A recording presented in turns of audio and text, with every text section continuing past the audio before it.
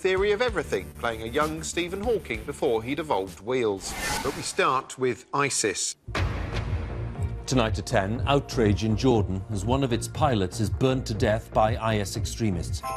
It feels like ISIS is engaged in a kind of sickening game of one-downsmanship with itself, daring itself to produce something more barbaric than the last killing. It's hard to know, really, how to even wrap your head around this level of horror, coupled with its total accessibility. Not so long ago, we had to fall asleep to experience nightmares. We now live in a world where at any moment your phone could buzz in your pocket. There might be someone tweeting a photo of their lunch or a video of someone dying in agony.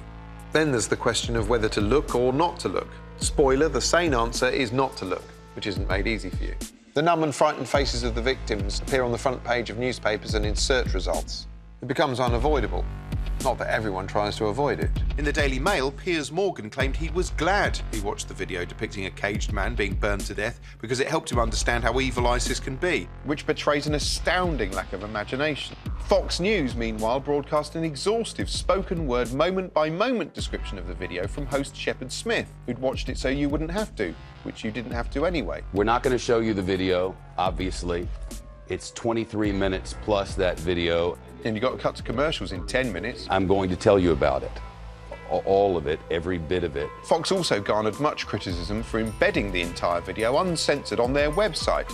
Tells you something about America's stomach for violence, really, that while a terrorist snuff video can be carried uncensored, an innocuous report about a nudist beach on the same website comes with black boxes superimposed over the buttocks because it's important to confront the reality of murder. But oh my we can't handle a bum. If ISIS ever start killing people in the nude, Fox is going to have a real editorial dilemma on its hands. Of course, TV news is helplessly institutionally addicted to relaying eye-popping imagery wherever it comes from and whatever it shows, as this shocking footage of the recent Taiwan air disaster makes clear. As a consequence, the slickly crafted video output of ISIS has effectively turned swathes of the Western media into an unofficial jihadist propaganda distribution network. It all conspires to make you feel absolutely helpless. To feel less helpless, you could get the inside track by watching informative current affairs shows like Newsnight. They didn't quite get an interview from someone from ISIS, but they did speak to an expert from an anagram of ISIS, IISS. I wouldn't be surprised if we're looking at 10 to 15 years of instability and insecurity in Iraq, in Syria, in parts of North Africa.